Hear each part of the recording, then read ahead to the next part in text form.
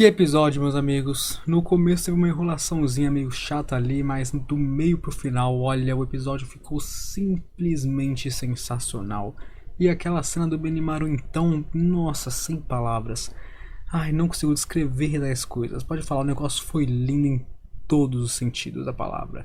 Mas não vamos ficar enrolando aqui, vamos logo para esse episódio que eu tô morrendo de vontade de comentar sobre ele. Mas antes disso, aproveita que você está aqui, se inscreva, se não for inscrito ainda, ative o sininho para não perder nenhuma notificação ou lançamento e dá aquele tapa no dedão para apoiar o meu trabalho. O episódio começa com Gabiru e Sofia lutando contra os subordinados de Milin, os fiéis do dragão, onde só sobraram 4 pessoas de pé: Gabiru, Hermes, Midori e Sofia. Gabiru domina completamente o Hermes com muita facilidade, enquanto Sofia está sendo dominada completamente também, só que por Midori, que não está nem suado e nem arranhado pelo tigre.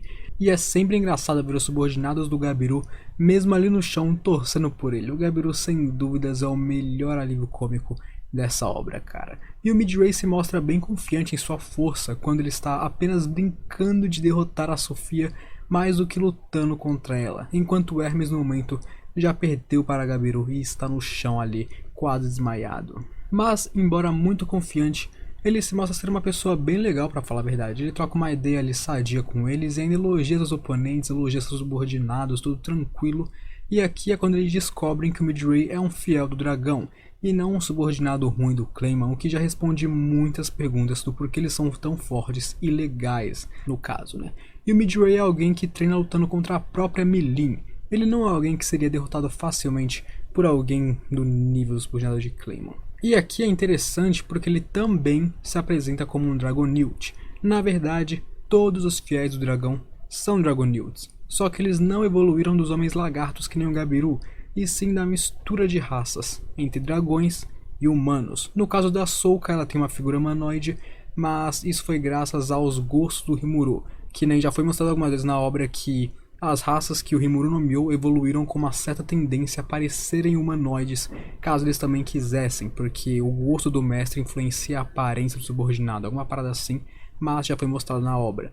Então, no caso, eles evoluíram com essa aparência justamente por ser descendente de humanos, enquanto o Gabiru, a Souka e os outros foram mais por causa dos gostos do Rimuru subconscientemente. E como um Majin, vindo da mistura de dragões com humanos, poucos dos fiéis conseguem se bestificar em sua forma dragão, que mais tarde no futuro, ó, o spoilerzinho aí, o Gabiru também vai poder fazer isso, o que deixa muitos deles parecidos com humanos, e é claro que, embora parecido com os humanos, ele ainda tem a força herdada de seu sangue dracônico. E aqui também é algo importante para se guardar se você gosta da obra. O tamanho do compartimento mágico é o que mede a força das pessoas normalmente nesse mundo, mas isso não prova se a pessoa é realmente habilidosa ou não. Muitas vezes uma pessoa com boa técnica vai se sobressair em cima daqueles que têm mais consideração mágica, e isso mostra a verdade mais pra frente na obra, além do que já foi mostrado na obra também agora. Com o Hakurou, por exemplo, que tem poucas magículas, ele não é tão forte assim magicamente, mas com a técnica dele ele é capaz de ganhar de muita gente, inclusive no Rimuru um pouquinho no passado, se ele não usasse habilidades. Passa então para a luta entre Alves com Yamasa, onde o Yamasa se mostra cheio de si, falando que a Alves está no nível dele e tudo mais, tá ligado? Estufando o peito, mas não se enganem, tá? O Yamasa não é forte. Ele tem uma espada e artefatos que são fortes, mas ele é no máximo um pouco acima da média. Isso aí é pura arrogância que ele possui mesmo. Como demonstrado quando Alves entra no seu modo de bestificação com aqueles raios roxos maravilhosos e derrota todos os soldados dele facilmente, além, claro, de quebrar seu artefato e cancelar sua replicação da forma mais fácil possível. E também nós temos mais um ponto do nosso querido Deus Gobita, que mais uma vez se mostrou sua extrema humildade ao se afastar para que a força dele não interrompesse a magia de Alves sem querer. Sabe, o cara é tão forte que se ele ficasse por perto, a magia da Alves ia ser anulada pelo seu corpo. Então ele se mostrou sem dúvidas a humildade em pessoa e se afastou dela para deixar que ela consiga sim atingir o seu oponente. Sem dúvidas, isso chega até a ser emocionante, o nível de humildade que o Gobita tem, cara. Esse é o nosso Deus. E aqui também mostra o nível dos 3 Best Keepers. Eles são bem poderosos, galera. Pra gente que tá acostumado a ver lordes demônios lutando, primordiais lutando, eles podem parecer fracos, mas pro mundo de Ancestral Slime, no contexto geral, eles são muito poderosos. Eles são pessoas que até mesmo templários não conseguem ganhar facilmente, como... eu não vou dar spoiler, né, mas só avisando que templários, vocês sabem que são os humanos mais treinados, mais fortes da igreja, e nem eles conseguem derrotar tão facilmente um Best Keeper. Então, eles realmente são poderosos. Pra gente não parece tanto, mas eles realmente são. E quando o Yamza está sendo derrotado pela Alvis, ele vai se render, mas não, o Clayman não vai deixar ele fazer isso. Inclusive, eu lembrei que o dublador do Clayman é o mesmo dublador que Roswaal em RE0, e é por isso que essa voz combina tanto com ele, cara. Essa voz é perfeita para esse tipo de personagem. Esse dublador é simplesmente incrível.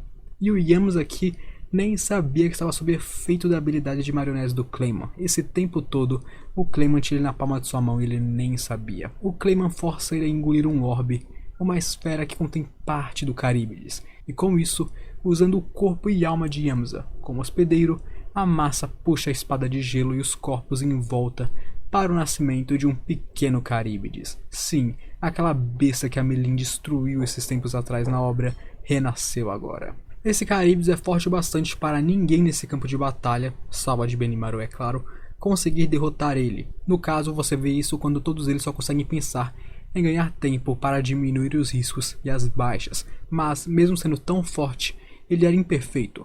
Como eles estavam em uma guerra, se ele comesse todos aqueles corpos e almas, provavelmente ele conseguiria renascer completamente, evoluindo. Mas é aqui que entra a melhor parte do episódio, a parte mais beleza, a parte que mais esperávamos, meus amigos. O Benimaru não vai deixar ele evoluir, não. O Benimaru não vai deixar esse Caríbides fraco renascer como verdadeiro Caríbides. O Benimaru entra para salvar Alvis como se nada estivesse acontecendo e corta a cauda dele como se fosse um peixe, como se fosse assim, ó, só um temaquizinho ali. Eu nem sei se temaki é peixe. Usando suas chamas negras para não deixar ele se regenerar, aqui era uma ótima oportunidade para testar seus novos poderes que ele conseguiu após a ascensão de Rimuru como um verdadeiro Lorde Demônio, mas infelizmente não é hora para tal coisa e ele precisaria acabar com isso rapidamente. Ele ergue sua mão e usa suas chamas do inferno para extinguir a existência de Caríbides como se não fosse nada. Isso não foi arrogância, isso não foi ele querendo se mostrar.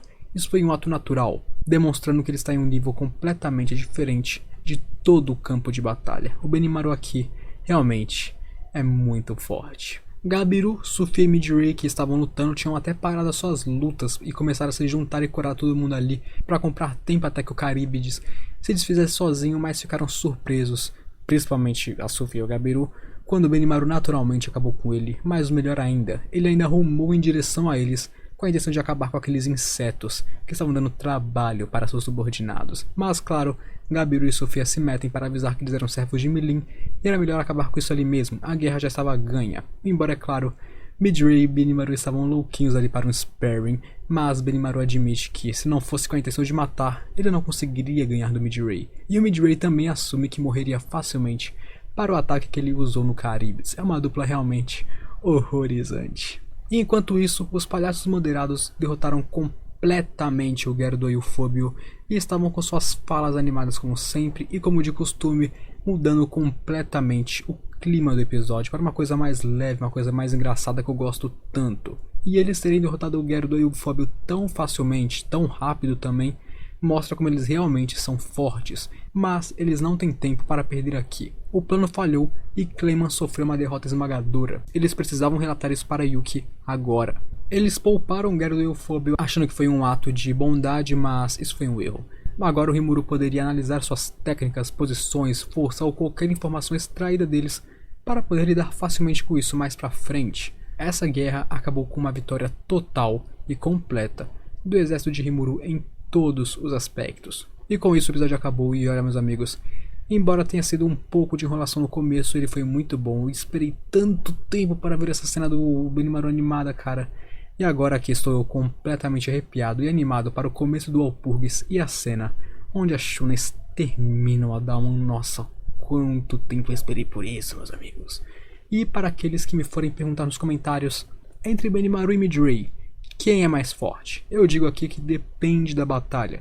Em uma luta amigável apenas para treinar ou algo desse tipo, um sparring típico, o Midray ganharia do Benimaru, mas em uma luta até a morte com pleno uso de poderes e habilidades, o Benimaru ganharia facilmente. O Benimaru se concentra completamente em técnicas mortais e habilidades tão destrutivas quanto. Ele só brilha mesmo se for em uma luta até a morte, enquanto o Midray pode até brincar de lutar se quiser, dependendo do oponente, como nós vimos ele fazendo com Sofia. E é por isso que depende da situação da batalha entre eles. Mas agora a pergunta que fica: Benimaru é mais forte que o Charybdis agora? Não. Esse Charybdis era uma versão muito mais fraca e inferior à versão original, tanto que ele iria morrer sozinho depois de um dia mais ou menos, caso fosse deixado quieto. Mas mesmo em uma versão incompleta, ele ainda era um grau especial A.